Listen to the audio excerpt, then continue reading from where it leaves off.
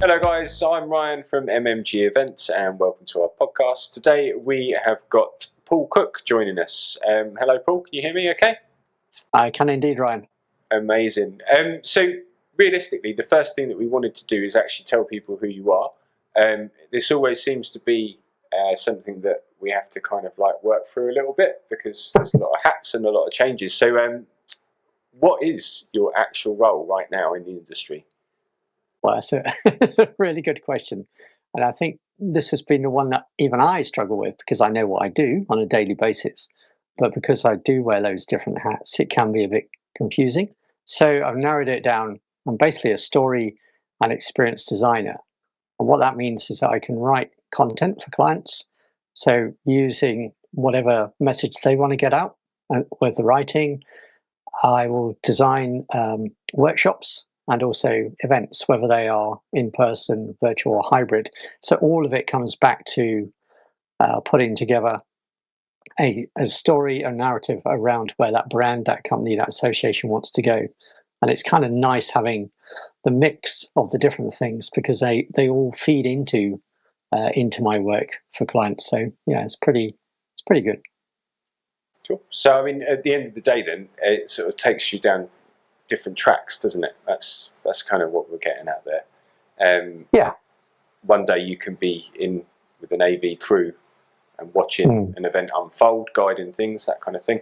And then other times you can be very much removed behind the scenes on marketing and things like that. Am I getting it right?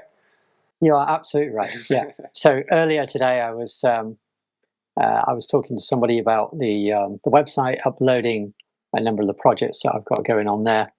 I'm just back from Istanbul a couple of weeks ago, where I was doing live reporting on the event. So that meant listening to keynote speakers, going to conference sessions, and then really taking the essence of that away and putting that into blogs, which got published that day. But when I'm working with you on, say, we do the global production in September, then that is very different because that's no writing whatsoever, but that is full in the moment, looking after the night crew, making sure that the live shows go out and the editing gets done. So yeah, it's all of it comes back to content. So I guess if you had to say anything, what are you about? It's about content. But I like the word story because I think most people understand that better than they do content, which they might just think is a PowerPoint and a video, which isn't the whole case. So yeah. No, it's a much bigger narrative, isn't it? Much bigger. Which is actually, we're seeing more and more of that. That's the whole point. Like telling the story is actually it's used in a way that's done by companies internally as well with their communications, and telling the story and getting the way that it's told right. The importance of that to make sure that you've actually got everyone following you forward all together cohesively is really, really important. And actually, podcasts, that kind of thing like this, are one of the things that we find really help give that point of contact and keep things moving fluently. But I've got a list of questions for you, Paul, that we've asked various other people in the industry. We've had conversations recently with Bird Dog, Atomos, NDI, Netgear, all sorts of people across the sort of technical side of the world. I was intrigued if we could sort of get into those and look at them more from the wider perspective of events, not just the sort of technicalities.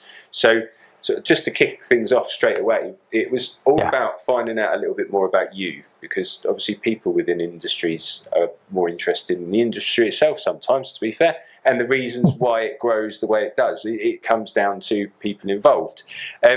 So first of all, it's just to see how and what got you involved in the events industry. Wow. Okay. So the events industry is my second career. So I used to work in insurance years ago, and I worked at Pinewood Film Studios, and we did a load of TV and film productions there. And then later on, I moved to a niche broker that specialized in events. And I just wanted to understand what were the pain points of my clients. And I didn't know. I could only guess. So I decided, okay, look, I go to meet these people. So I started going to some networking events up in London and got to meet all of the people that were putting on events. And I thought, okay, this is good. And through discussions with them, I basically became more and more immersed into events. And at that time, there wasn't anything around content where you could share content that would help other event planners. And I thought, okay, this is all right as far as my day job goes, sorting out insurance policies, risk management, all of that's great. But I always wanted to kind of raise the level of professionalism as much as I could in the conference and exhibition space. And that's why I started interviewing people and creating articles that were then put on the blog, put on the website, and they were shared. So that was back in 2008. And I was doing both. I was doing both these roles. But they were, so on one part of me was creative stuff. The other part was the insurance. And they were, looking back, they were opposites. And people couldn't always understand, well, what does Paul actually do? And I think it took a little while for that to be worked out. But then in 2016, I had a life-changing moment, and it's very cliched, but I climbed Kilimanjaro. Mm-hmm. And on the way down from that, I decided, right, I don't love insurance enough. I've got to take a bit of a risk now and step outside and just do purely creative work. And that's what I've been doing, and it's worked really well. But the reason, Ryan, for that epiphany, if you like, is because I was looking at the porters and the people that were carrying all of our kit and all of our food and all of the tents and everything up the mountain. And I thought, I just don't want to I don't want to be laden down with anything that's unnecessary. So I kind of took a little parallel from what they were doing. I was trying not to give them any extra kit of mine to take up. And I thought, well, why don't I apply that to myself? Why don't I just say, let go?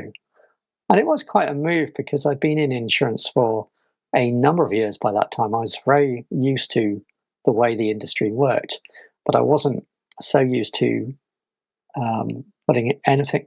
I didn't have anything else at that point. So the first time that somebody asked me for a proposal and I had to put a fee next to it, that was messing with my head because I'd been used to earning commissions off insurance premiums. So totally different. But thank goodness, what a great change. So yeah, I've just loved getting involved in this industry where people come up with all their creative ideas.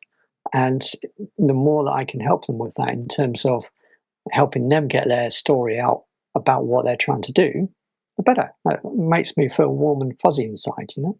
Yeah, and that's what's important, isn't it? Like to still have that behind what you're doing in order to deliver events. Because if you're not feeling it, if you're not actually like invested, the outcome is something that's really flat.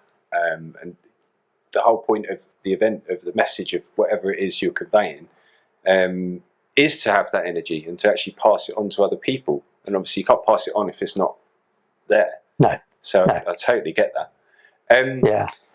When you started to now, like what has changed the most? And I suppose really you've said that actually your industry has changed the most, but within the events sort of part of the story, where's the major change sort of sat that you've noticed? There have been a few things. When I first started getting into conferences and exhibitions, it was before the times of social media. It was really before anybody was going around to exhibitions and taking any photos or sharing anything. And I couldn't understand why they weren't doing that. And of course, today you see that happening all of the time with people going out, roving reporters, all sorts of social media going on. But I think events themselves have changed in a way that a lot more is expected. And I think that's gone along with the way that society works as well, because we live in this world of immediacy. So we want to press a button and we want to have it, but we don't want to have it in 2 weeks. We want to have it now. And that is pushed on the event space so that people going, they expect their personalized agendas. They expect to be able to go to things in the way that they want to. So And people have got more demands as well. They're not prepared anymore to listen to a 50-minute or 45-minute keynote speaker that is basically droning on, because that's just not going to do it. Yeah, and I've seen it. I've seen keynote speakers when they've literally got 90 slides. They haven't decided which ones they're going to use. They've come along unprepared or half prepared, and that's not good enough. These days, people want to be able to really take away, internalize what's good for them. What am I getting out of this session? Why should I even tune in? Now, it might be it's gone too far the other way. Might be this idea of 15 or 20 minutes as being the right amount. It's probably too little to get deep into a subject, but it all depends on the session itself. So if it's a taster, then maybe in 20 minutes, yeah, you can get there. But I think sometimes we need to go a bit deeper. So as long as we got the variety, that's one thing. But I think in addition to the demands of people that come to events changing, COVID clearly changed so much for the event space. And it's kind of interesting to see the frustrations of some planners now, not in a bad way, but in a good way, because I have the idea that they're not happy with doing the copy and paste that used to go on years ago, where you'd get a program, it worked 1 year, let's just do the same again next year, no risk. And I think whilst that is still going on a bit, those times are going to come to an end pretty quickly, especially because of new generations coming in. Like, you can target an audience now and segment it, and then make the content and the experience about that particular segment, and then bring them all together later. And I think that's sort of part of that, is that people, like you said, they don't want to waste their time. So for them to sit for an extra 30 minutes over something that's not relevant, they do not want to do. No, and I think if you have a program and it's got panels on it, those panels need to be having different perspectives, rather than, yep, we agree with each other because that's a safe space. No, it's not. It's really boring, really dull. So we need different perspectives. We need more questions coming in from the audience throughout those. So, I'm a big advocate of panels can be great, but as long as they're done in a way that works for the attendees, rather than just for the benefit of the people on the panel. Because what's the point of a 40-minute panel presentation if you only get 5 minutes at the end for people in the audience to ask their questions? Well, this is it as well, isn't it? It's just like trying to actually choose the right medium, because actually now there's so much scope, whereas before maybe the only opportunity was to talk with people from a stage and have a microphone go around the room. That was it. And therefore that was the medium used. Some people were frustrated, some people weren't. But now, like, there's so many options, isn't there? And you can even break things up and think about, like, do people want to know more about the subject before they arrive? Because if they do, then you could break it down and do 10, 15-minute podcasts, that kind of thing, beforehand as a lead up to what it is. And then that also gives the people time to digest that. Maybe they can go off on their own journey and explore something, coming back round a couple of days later to physically be at an event, and then engage so much more with that keynote, because they've lived part of that journey that maybe they set them as a task or whatever it was, I think the more interactive, and not just interactive, putting your hand up in a session and asking a question, but the more hands-on, the more kind of experimental people can become involved in activities that are relevant to them, the better the event will be remembered. And you can also have, you don't have to have everybody in a classroom to have an experience. So you can take them outside, you can put them into different kind of learning labs that might explore a city or a different culture.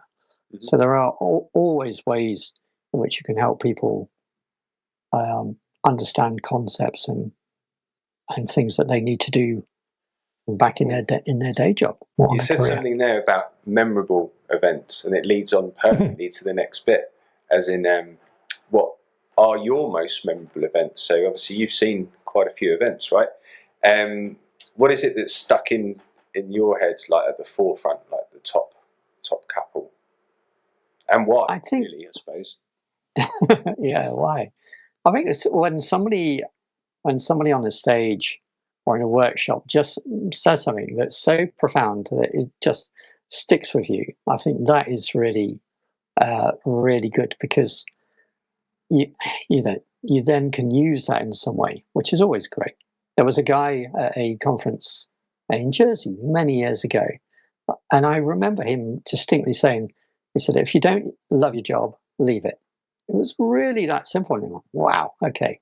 But it was very strong, and that was good. So as an attendee, I get those kind of aha moments, and that's good. But when I'm working on things, it's a couple of the memorable ones go back to the COVID time. So one of those was a very collaborative exercise that we did, and it was when there used to be this global meetings industry day, where all of the people in the event sector would kind of say, "Yep, look, we're really important, and we're doing this across the world." But of course, there could be no meetings taking place because everybody was restricted by going out. So COVID was just the restriction on that. So what happened was I got involved in a project called Global Meetings Industry Day Goes Virtual.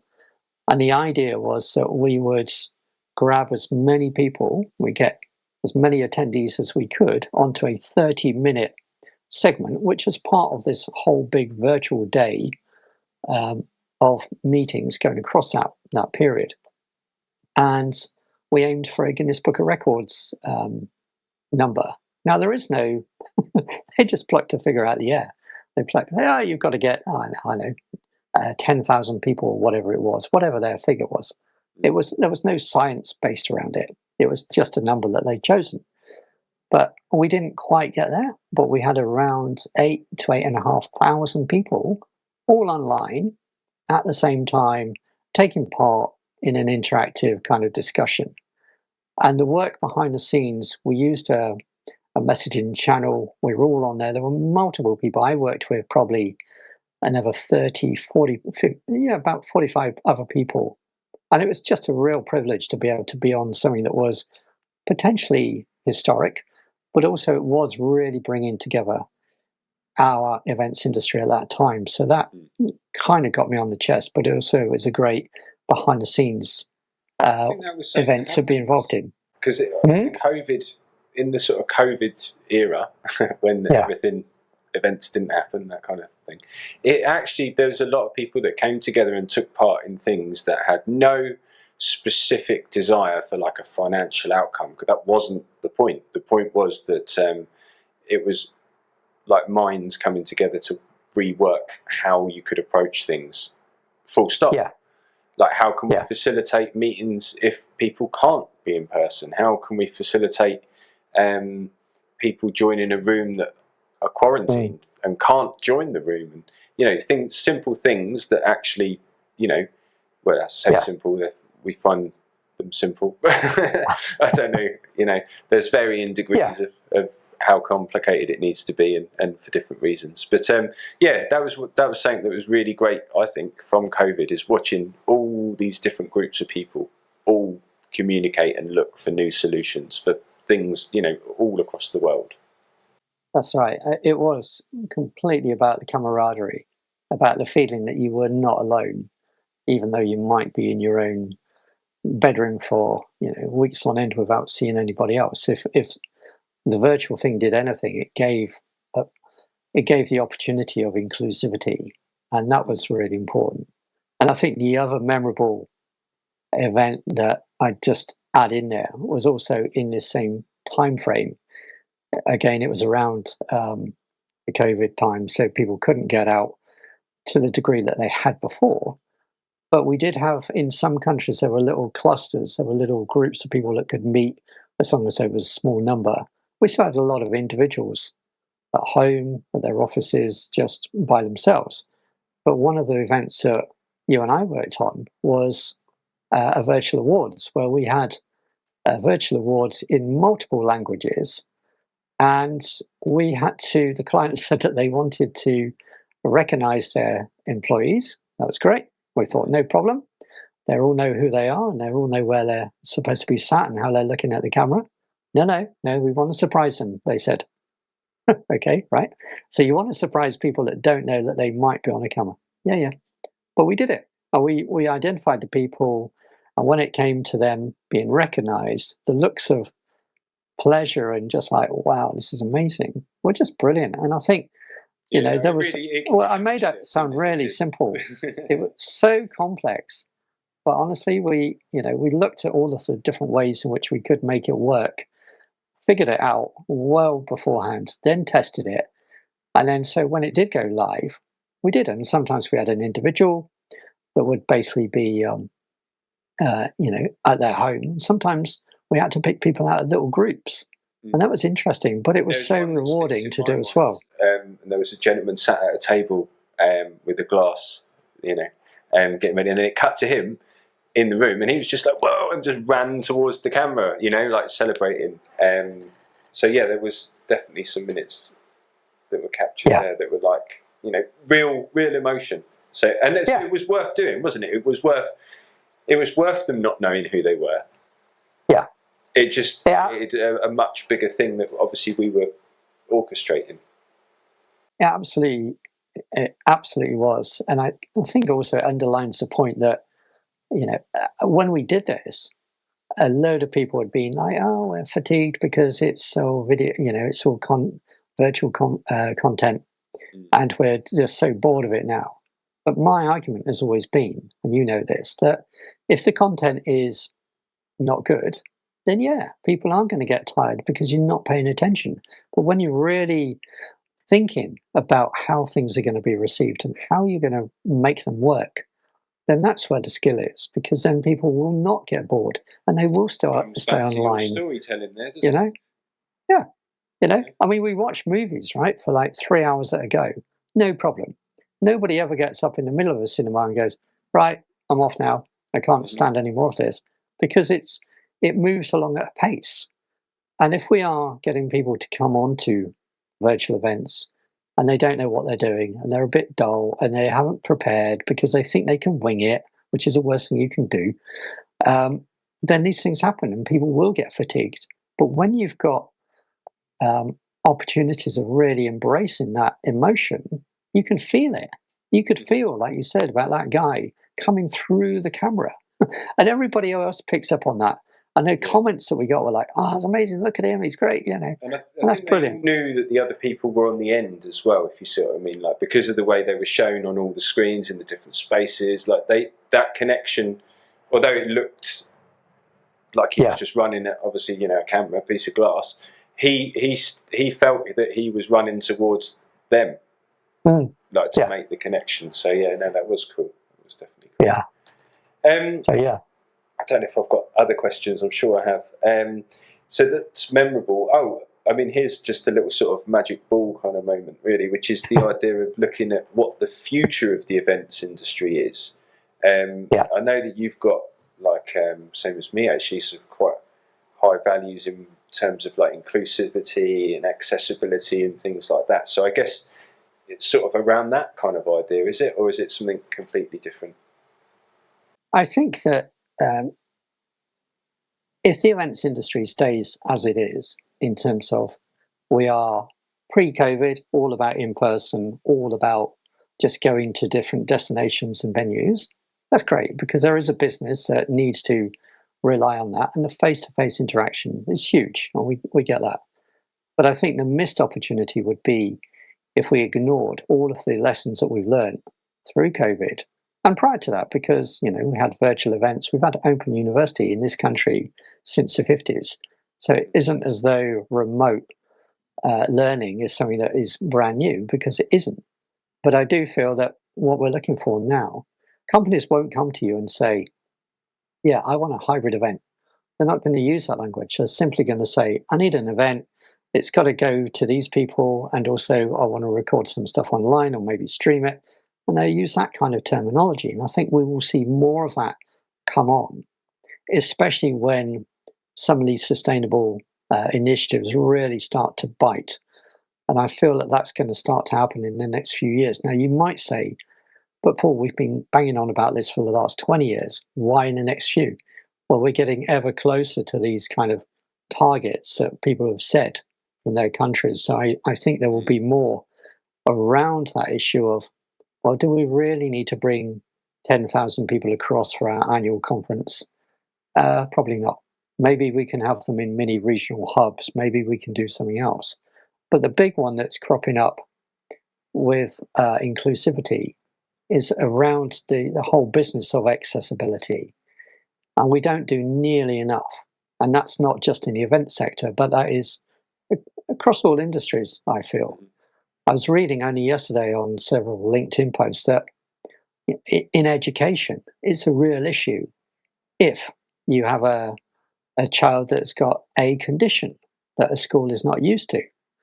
And the same goes on in events. And I think that we need to be really clear on how we're helping people that have got physical disabilities that we can see, physical conditions rather, but also conditions that people can't see, the neurodiverse issues that are happening. And one of the things that I think is going to start to level this up are things like the European Accessibility Act, which comes into legal force on the 28th of June 2025. For people not knowing then, what is that exactly? Right, okay, that is all to do with digital accessibility. So that is to make sure that you can read the fonts, you've got sizes of presentations that are good for you. If you're using any kind of ticketing device, then it's got to be available to people that have got any kind of condition, so that the device itself, the tech, has to be up to scratch so that anybody can use it, regardless of how good their sight is, how good their hearing is, or whatever. And this is, at the moment, this is purely digital that it's applying to. But anybody, any planner or any company that is holding an event in Europe needs to be adhering to this from that particular date. And what it will do as well is, whilst it doesn't talk about the physical side of things, most countries have in place some kind of legal framework already that says you have to do this. I mean, in the UK, it's the Equality Act that really does this. In America, it's the Americans with Disabilities Act. So there are countries that have got their own physical requirements, but this in Europe is one for the digital side. And I think that once event planners get a taste of that, they will expect it to be happening in other areas, because that's the only way it can go. And there are huge amounts of people that are affected. Depending on which report you read, it's either 1 in 6 or 1 in 4 people are affected by some kind of issue. Now, whether that is physical or neurodiverse, there's a huge number of people. Does that mean then that if someone is neurodiverse, can't perhaps be in an event situation, like being around 100 plus people in a group sitting, knowing that they are just sitting, receiving? Obviously, there's quite a few variants on it, but at the end of the day, if it becomes impractical or not possible for them to be there, does it mean then that they should and are entitled to have the facility of like a virtual stream? Is it sort of set within the mandate of what needs to happen that they must have access that way, or are they just saying they need to be able to get through the door? It's a really interesting question. And at the moment, it's not clearly defined you have to do this, you mustn't do that, you have to do this. So it's not in that granular detail just yet, but certainly that person that you're talking about, if they were unable through the ticketing to be able to access the event, then yes, that would be a problem. If they are sitting in a big group of people that they don't want, that doesn't appear to be covered under that yet. But any event planner that's got anything about them is going to know that they do need to be looking at providing low sensory spaces, quiet spaces for people, so we can just take a moment out. You might be the most typical person that has no issues, but that doesn't stop you from. And when I say issues, that's not in any way being, weird on anybody that has anything, because that's not meant to. But there are all times when people just need to be able to take a moment out. It doesn't matter how robust you are. Sometimes too much information is not good. You can go to some events and it's talk after talk after talk after talk after talk. So it doesn't matter whether you've got how big your brain is or how good you are at receiving information. You just need to have a break. So I think that's where the inclusivity is. Yeah. I think we have to stop seeing it as, okay, these people need special attention, these people don't. I think it's got to be just like you design an event for everyone, regardless of what might be, what I saw like an interesting theory, which was like looking at the concept: is it neurodivergent brains? No, sorry, is it neurotypical brains that need to take on information about neurodivergent so that they can make reasonable adjustments, or is it actually a two-player problem here?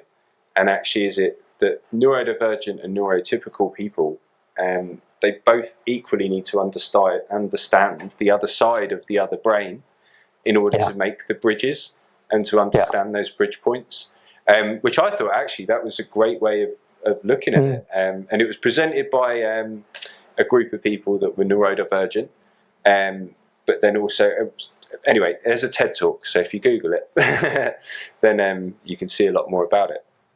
I think it has to be both sides,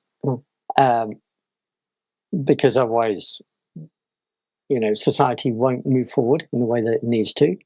And there is some great work being done by a number of people around this particular area, but it needs to become more mainstream. If you look at, there's advantages of both, isn't there, in the way that people act within the event sector, especially. Actually, like there's clear pockets of neurodiverse and the opposites throughout. Like there's some people that need to have the way that you think by being neurotypical. There's other people that need to be neurodiverse because the task they're doing requires that. It needs a hyper focus or whatever it is, Well, I think that touches really nicely on some of the production crew that you need to be able to work with in getting a production to be a real quality thing, because somebody that isn't able to sit for sustained hours and focus on a task to the exclusion of everything else is something that a lot of people just can't do, because they'll be thinking of other things. The mind will wander. But it's kind of really amazing when you bring all of those different skills together. I had one event where this graphics guy, he had probably 3 people talking in his ear at one time, and he was focused on what he was doing. He was doing multiple changes on this keyboard. I've never seen anything like it, and he was still able to deal with all of that. And I thought, that's not something I could have done, or might even have wanted to done. But you take that same person and you put them in a kind of networking scenario, or meeting new people for the first time, and you might get a different version of that person. So I think we've all got our strengths to play with, and we have to understand that actually that's what we're doing. And I think if you are asking your production crew, the behind the scenes people that make everything go on seamlessly, then there's a lot of skills going on there, and I feel sometimes they don't get enough kind of credit the amazing work that they do. I'm not saying that because I'm on a podcast with you, but I genuinely believe that. And I think the worst thing you can do is not feed or water these people because they need breaks, they need food and water. So event planners listening to this, please just feed them, water them, and give them breaks, because you're doing that for all your delegates. So it's time you did it for these guys as well. I'm sure you've got a view on that, Ryan. Well, yeah. I mean, it's the way to get things to be productively done, right? Like keep people actually in sound mind, fed, watered, and ready to do whatever they need to do. Especially when it's really technical based, because actually the concentration levels are extreme. And this is a lot of the time to do with hyper focus and things, actually. But yeah, like, you know, you need to keep people going. And I think it's more than just food and water as well. Obviously, like just knowing that they're actually being looked after is pretty important. So going round and saying hello, or actually checking in with people, or giving them a break, like you say, but literally making it very obvious, you know, that actually there will be a break. This is when we'll do that. This is fine. It's a nice structured environment. But yeah, just make sure they're looked after. Everyone's people, aren't they? They're all humans, just like the people that you want to make, you know, your stakeholder happy, or your end client at the very end of the chain. The whole reason you're doing the event, you know, essentially, it's part of the whole journey, I think, and it's always, I think, reflected throughout in terms of its success level. Because the event planners that are the ones that go around and make sure that people are looked after, 9 times out of 10 they are the ones that actually get the better results, because that whole feeling can be felt across the whole event, you know. The same way we were saying earlier, isn't it? It's like you've got to be invested in it, and it's the same like with crew. Maybe it's not a personal investment in the event, but they certainly want to be there to do what they're doing, so you just have to need to make sure that you fuel what they're trying to achieve, which is pretty much a perfect outcome for the event anyway, like within their part. Dead right. I have got 2 questions left, Paul. 2. One of them is, and we've asked quite a range of people actually, and got quite a range of results, some of which I sort of expected, which was kind of like maybe go to college, that sort of thing, and others that were just like curveballs, which were actually don't go to college, don't do that at all. You know, repeatedly knock on doors, that kind of thing. Anyway, the question is, what advice would you give to someone that was starting out in the events industry? Like how to get in the door, where to start? Right, okay. Where to start? I would say if you're looking to get into events, 2 things. One, you've got to like people. It doesn't matter what role you take on, but you have to like them. If you don't like people, just go and get a job as a scientist in a back lab that never sees anybody, because that'll be where you're going to be better suited. But no, seriously, it's a people industry, and I think as long as you remember that first and foremost before you start making any connections, you'll be fine. But I would say go along and check out an association. So for any student, an association, well, what's that? Basically it's like a club. Make it a club. So it's like going to your local tennis club or your football club, whatever it happens to be. But go along and find an event association that does welcome students or new starters, and just go along and start talking to people. Now, if you're not somebody that's really good at talking to people, don't worry, just go along and observe. And just kind of watch, you know. You don't need to do any more than that. But soak up as much as you can. Go read all the trade publications that you can find as well on events. Meetings, events, conferences, exhibitions, incentives, they're all in the MICE space. So meetings, incentives, conferences and exhibitions is what the MICE stands for. And then get a sense of it. Get a sense of where it's going and whether you want to be part of that. But there are so many different roles. There isn't going to be a straight career path. You will end up forging your own path. Yes, you can apply for job roles and you'll get a job, and then you'll go on and maybe move to another one. Or you might decide, I want to go by myself and try. It's a very entrepreneurial space to be in. But my biggest advice is do not believe for one moment that you're going to be going around the globe sipping champagne every 2 seconds, because that doesn't happen, even for the most experienced people, because it's not part of what we do. and don't believe that you're going to be running a big festival like Glastonbury or a big music festival within 2 minutes of joining, because that wouldn't happen either. That sounds really negative, but no, that's reality. Trust and experience and all these things, haven't you? So. Yeah, you've got to get to know the people, and also work out what you like doing. So if you're a very chatty person that loves, talking to anybody about anything, it might be that you're ultimately going to end up in maybe a sales role or business development role. If you're somebody that likes to sit and ponder and think of all different ideas, it might be that you end up more creative, the kind of stuff that I love doing.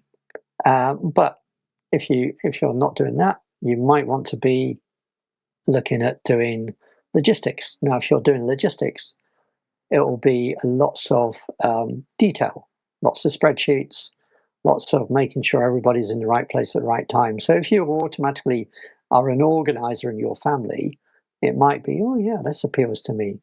So I've said to students in the past when I've guest lectured, look, go down one of these 3 areas, because then you'll start to narrow down the jobs that you don't need to look at. So if you're sales, because you've got that gift of the gab, that's one. If you're creative, because you like to criticize what's going on the TV and how you could have done it better, the creative roles, or logistics roles are the other area. But I think those 3 buckets will help you get started. Then start looking at some of those jobs, see what kind of things they need, and as much as possible, go and get some experience of volunteering, if nothing else, because that will enable any employer to look at you and go, okay, they've got this qualification, now they've also got some worked experience as well, and they love seeing that, because it shows that you've got you've got slightly more to give than everybody else. And it is a very competitive place. So competition is coming in this day and age, not only from people that you can see next in the next road, in the next street, in the next city, in the next county, but in the next country or wider. So, with hybrid and remote working, you're in a competitive global marketplace. Cool. Okay. I just find that really interesting, because so many people have got so many different ways into the industry. So there's always quite a nice little different viewpoints. Yeah. And actually, hopefully, that's useful, because there are lots of people that do say they want to be part of the industry in one way or another, and they just literally don't know where to start. So, it'd be nice if one of these that we've done, just one person even heard something that made them go, that's what it is, and then it made a difference. But we'll see anyway. So the final question relates to what you've done, really, and if you would have liked to have done anything differently throughout your career, like any sort of forks in the road that actually you think it would be quite interesting to have seen what happened down that one. Oh, that's another beautiful question. I think I might have spent less time in the insurance sector, but that's probably the only thing. And I guess I kind of keep looking forward. So what's gone is it's helped me to get to where I am now. So when I was working in insurance, it was all about selling the invisible, because nobody knew if when they needed insurance, a claim was going to be paid. So you're always having those kind of discussions with clients. And I think that helped me in a way that I deal with some of the issues and some of the kind of questions that people have today with events, because an event is on paper until we actually get into that production stage. So I'm still kind of selling the invisible a bit there, if we're looking at concepts and different ways of designing something. And I think I spent some time doing different activities within the event sector until I found out what I was meant to be doing. And I feel that the communication piece, where I'm helping people with their stories, is where I'm meant to be. But it was good to try other things and to fail at some of them. I had this idea I'd be able to sell a load of advertising. I was horrible at it. I just didn't like it. Just really didn't. Loved doing the content, but when it came to trying to encourage people to, spend money on advertising, yep, but how many eyeballs have I got? Hold on, that's taking me away from what I'm really good at. So I think you land where you want to, and I think your gut tells you if you're doing the right thing. If you are getting up in the morning and you've got a sick feeling, and that does happen, then you're in the wrong place. So make a move is all I'd say. There's another little piece of advice, but yeah, no, I'm pretty happy with where I've been and some of the people that I work with and the brands and just making a difference, So yeah. Cool. That's great. Okay, well, that's the end. That's all the questions that I've got.